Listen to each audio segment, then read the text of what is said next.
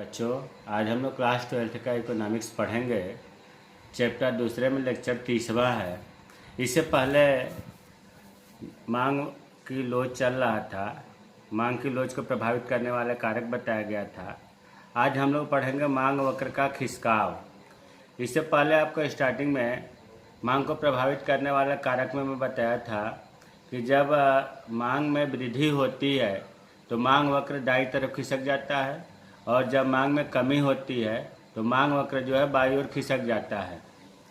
और अगर इससे कोई अगर उसे नहीं पढ़ा है तो आई बटन पर जा कर के क्लिक करके लेक्चर 18, 19, 22, 23 पढ़ लेगा।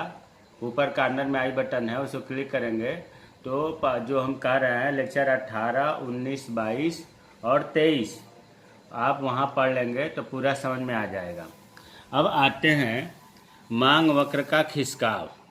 अभी हमने बताया है कि मांग वक्र में वृद्धि होती है तो दाहिनी ओर खिसकता है, और मांग वक्र में कमी होती है, मांग में कमी होती है तो मांग वक्र बाईं ओर खिसकता है।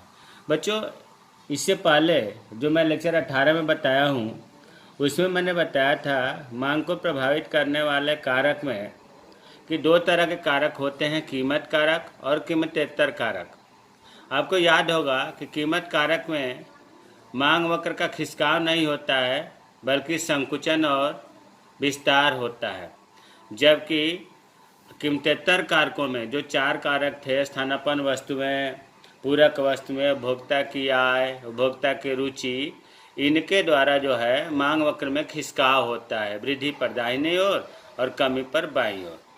तो वही चीज़ मांग वक्र का जो प्रभावित करने वाले कारक हैं, व्यक्तिगत मांग को प्रभावित करने वाले कारक हैं, उसके बिना ये चीज़ समझ में नहीं आएगा।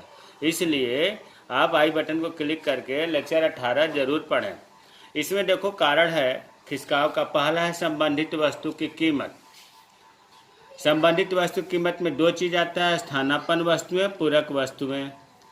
स्थानापन्न वस्तुएं किसे कहते हैं? इससे पहले भी पढ़ाया गया है कि स्थानापन्न वस्तुएं वे वस्तुएं हैं जो एक दूसरे के स्थान पर प्रयोग की जाती हैं, जैसे चाय और काफ़ी, लकड़ी और कोयला, डालडा और मूंगफली का तेल। तो देखिए, चाय की कीमत में अगर वृद्धि होती है तो लोग ये सोचते हैं कि फिर चाय क्यों पीऊँ, काफ़ी ही पिए, क्योंकि काफ़ी इसे सुपर माना जाता है। तो चाय की कीमत जैसे ही बढ़ती है कि कॉफ़ी की मांग बढ़ जाती है। तो जब कॉफ़ी की मांग बढ़ जाती है तो कॉफ़ी का मांग वक्र क्या होगा? दाईं ओर खिसक जाएगा। ये तो रट ही लीजिए कि मांग में वृद्धि होने पर मांग वक्र दाईं ओर खिसकता है, और मांग में कमी होने पर मांग वक्र बाईं ओर खिसकता है। तो जैसे ही चाय की कीमत बढ़ी, कॉफ़ी की मांग बढ़ गई, क्योंकि कॉफ़ी की कीमत तो बढ़ी नहीं, पहले वाला ही है। तो कॉफ़ी की मांग बढ़ते ही दाईं ओर खिसक जाएगा। इसका उल्टा, जैसे ही चाय की कीमत घट गई, फिर लोग चाय पीने लगे, कॉफ़ी की मांग कम हो गई, तो मांग वक्र क्या हुआ? बाईं ओर खिसक गई। यही चीज़ इसमें लिखा हुआ है। पूरक वस्तुओं की कीमत। पूरक वस्तुएं किसे कहते हैं? परिभाषा बताया गया है लेक्चर 18 में। वे वस्तुएं जो एक दूसरे की कमी को पूरा करती हैं, एक के बिना दूसरे की वैल्यू समाप्त हो जाती है। जैसे पेन और स्याही।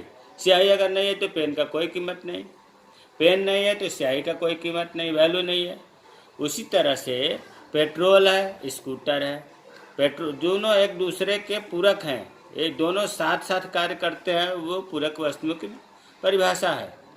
अगर पेट्रोल की कीमत सस्ता हो गया तो क्या होगा?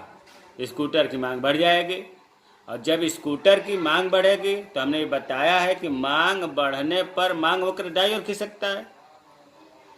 उसी तरह से पेट्रोल की कीमत अगर महंगी हो गई तो फिर स्कूटर की मांग कम हो गई, स्कूटर की मांग वक्र बाईं ओर खिसकेगा जब मांग में कमी होगी। तो ये आपका संबंधित वस्तु कीमत में समझ में आ गया होगा कि स्थानापन्न वस्तुओं की में कब दाईं ओर खिसकता है मांग वक्र, कब बाईं ओर, पूरक वस्तुओं में कब दाईं ओर खिसकता है, कब बाईं।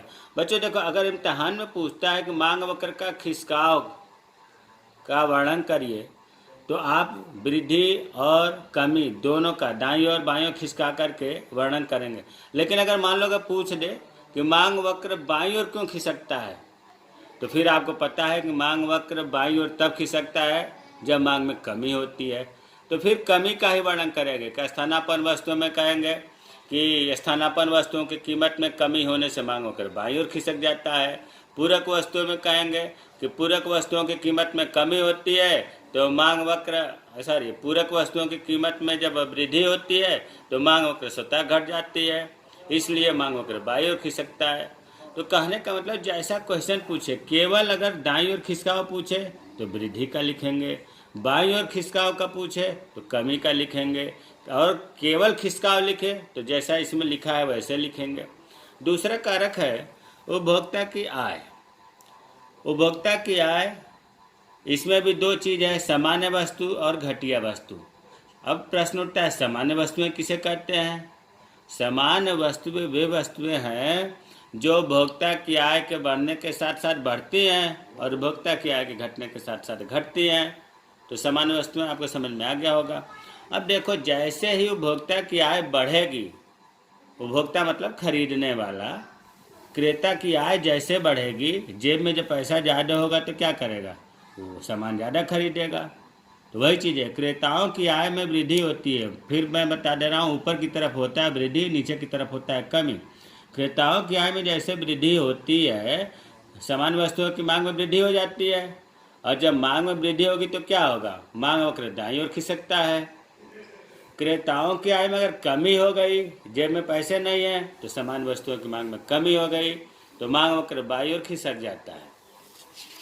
घटिया वस्तुएं, घटिया वस्तुएं किसे कहते हैं पहले तो ये समझिए। घटिया वस्तुएं वे वस्तुएं हैं जिनकी मांग आय बढ़ने के साथ घट जाती है और आय घटने के साथ मांग बढ़ जाती है। अरे भाई, मान लो कोई घटिया वस्तु का क्रेता है जो घटिया वस्तु को बुक करता है। क्यों करता है? क्योंकि उसके पास पैसे कम हैं, घटिया वस्तुएं सस्ता मिलती हैं। लेकिन जैसे ही उसके पास पैसा होगा, उस क्रेता के पास, उपभोक्ता के पास, तो घटिया वस्तुएं नहीं खरीदेगा, फिर वो सामान्य वस्तुएं खरीदने लगेगा।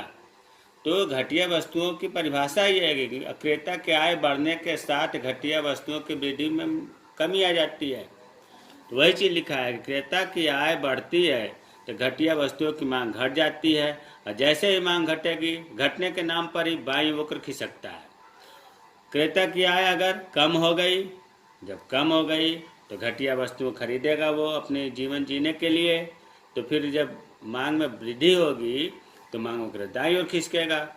तो पहला हमने बताया था संबंधित वस्तु कीमत, इसमें दो चीज़ हो गया, स्थानापन्न वस्तुएं, पूरक वस्तुएं। दूसरा बताया उपभोक्ता की आय, इसमें हो गया सामान्य वस्तुएं, घटिया वस्तुएं। तीसरा